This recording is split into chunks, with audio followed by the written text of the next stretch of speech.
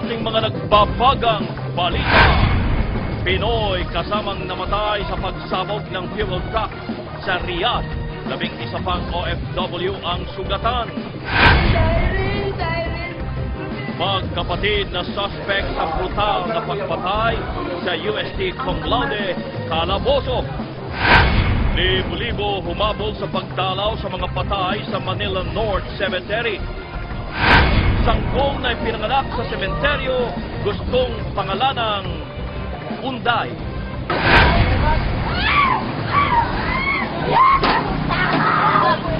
Babae, dati niyang kalibin at bago niyang nobyo, hinuli matapos masangkot sa eskandalo. 9 na taong gulang na bata patay matapos kikilan, bugbugin at itulak sa hukay ng tinatawag na mga batang hamog. Dating Yossi at bagong Yossi, pareho ng presyo pero magkaiba ang buwis. Madalas na aksidente sa Santa Barbara, Pangasinan, isinisisi sa isang haunted house. Andy Eigenman, sexy cover girl. At mga kapamilya teleserye boys, nag-ala Avengers na, nag-Gangnam Style pa. Gangnam Style. Op, op, op, op.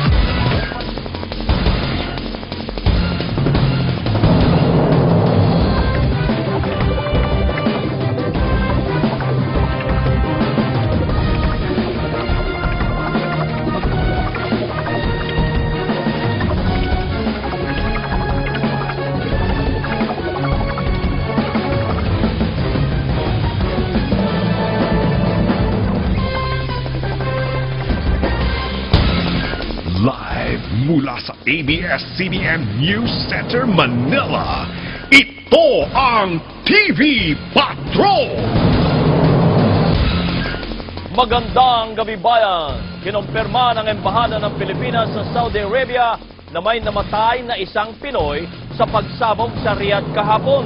Kinilala naman ng biktima na si Florentino Santiago ng Panti, Bulacan.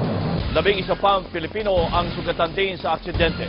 Mula Riyadh, nagpapatrol si Roland Blanco. Nakaparada sa gilid ng daan ang truck na minamaneho ni Florentino Santiago at iba pang truck driver nang sumalpok ang isang petrol tanker sa poste ng flyover at sumabog. Pinakamalapit ang truck ni Santiago sa sumabog na fuel truck. Isa si Jojo Custodio sa mga unang sumaklolo sa mga kasamahan. Sister company ng napinsalang Zahid Tractor ang kumpanya ng mga truck driver. Tinawag pa raw nila, sinabi na bumaba ka dyan, magkape muna tayo kasi paliwanag na nga yung araw. Sinabihan daw sila na, hindi, matutulog muna ako.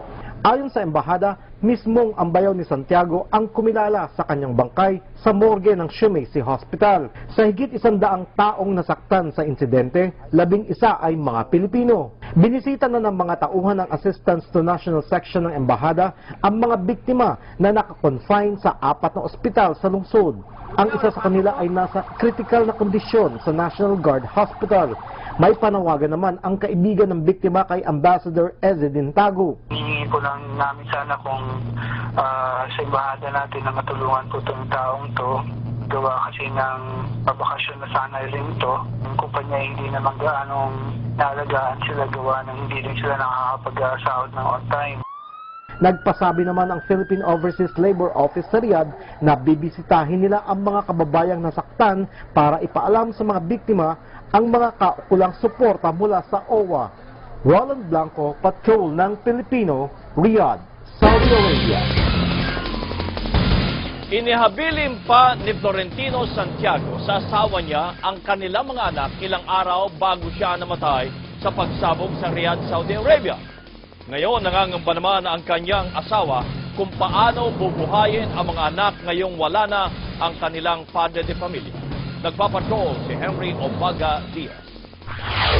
Pumili ko na yung dalawang bata. Nasa sementeryo si Jocelyn Santiago kahapon nang matanggap ang tawag mula sa isang kamag-anak na nasawi ang kanyang mister na si Florentino sa aksidente sa Riyadh. Nakapag-usap pa raw sila noong isang araw. ang sabi niya, yung mga anak mo, huwag mong pababayaan. Lalong-lalo na yung anak si RJ. Dahil maliit pa yan, huwag mong pababayaan. Mahigit 5 taon nang nagtatrabaho si Florentino sa Saudi bilang truck driver. Nang huli itong magbakasyon sa